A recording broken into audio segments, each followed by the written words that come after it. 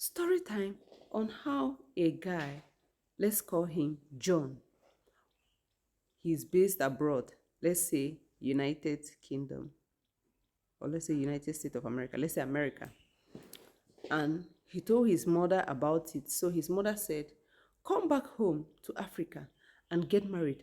I have a friend whose daughter will be very good for you.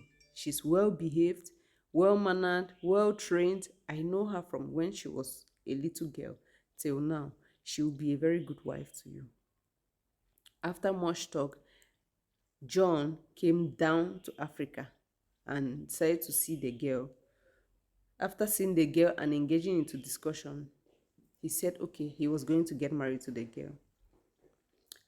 And after getting married to the girl gave him condition that she was not going to get pregnant until he takes her from where she is to where he is. That is, taking him until when he takes her from Africa to America before she can get pregnant. Along the line, the guy accepted and they made provision for it. She traveled and met her and went abroad with her husband. When she got abroad, her husband gave her his own condition and said, you are not going to work. You won't work. You won't do anything for me. The only thing I want you to do is to stay at home. Backstory. Back home, the girl was a nurse, said a well-trained and certified nurse. So she accepted and tried giving birth while she was at home. But it was impossible for her to give birth.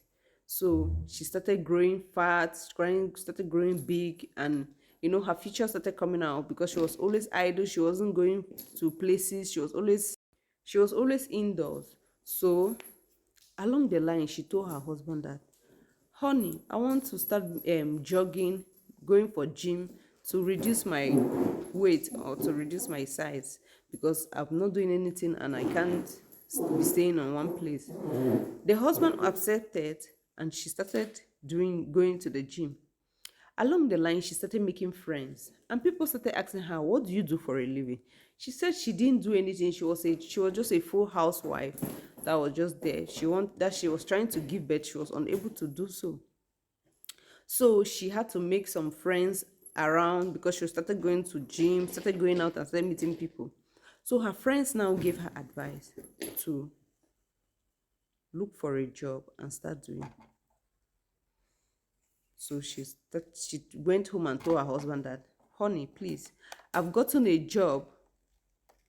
I got a job to be doing. So I won't like to be depending on you for everything. Since I'm the breadwinner and I'm the first daughter of my family, I can't depend on you for everything to give my family. So with me working, I can help my parents or my family member, my siblings without affecting you. The husband accepted. With time, the husband stopped eating her food. The husband started giving her silence treatment. She was still no, she still had no problem with it. In as much as she was going out, she was working and doing everything. She will cook sometimes. Her husband won't eat her food. She wants to engage into discussion with her husband. Her husband will refuse. They won't respond to her. Won't give her that audience. So with time, they later settled as husband and wife, and she thought everything was already okay. So her husband now brought up a suggestion that they should go back. So her husband now brought up a suggestion that they should go home for holidays. That's back home in Africa. And she was okay. They bought things for both parents, for both siblings, for their siblings. They bought everything for their friends and well wishers. They bought things for their family members and went home. When they got to Africa, John took his wife to her house, to the wife's family house. That's to his wife's family. Then told the lady to stay there. Then went back abroad. Note, the girl had not given birth for him. So he went back abroad and told the lady's family that he's no more interested in the marriage again.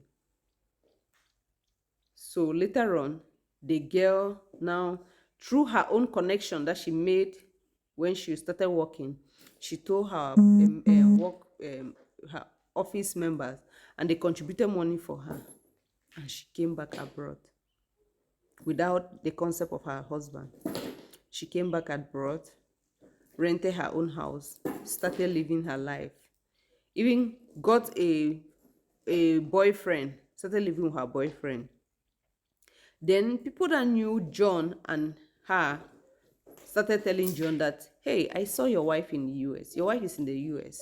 And John was like, no, my wife is not in the US. My wife is back home in Africa. And he was like, no, people were like, no, I've seen your wife. No, after some time, when John heard it severally, he decided to go to her workplace to inquire if it's true. On getting there, lo and behold, she was there. Actually, she was working without the concept of her husband.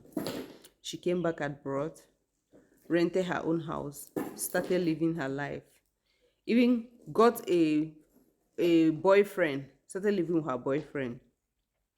Then people that knew John and her started telling John that, hey, I saw your wife in the US. Your wife is in the US. And John was like, no, my wife is not in the US. My wife is back home in Africa. And he was like, no, people were like, no, I've seen your wife. No, after some time, when John heard it severally, he decided to go to her workplace to inquire if it's true. On getting there, lo and behold, she was there. Actually, she was working. So when John discovered that she was working there already, John now summoned courage to tell her that, see, I don't want you in the US.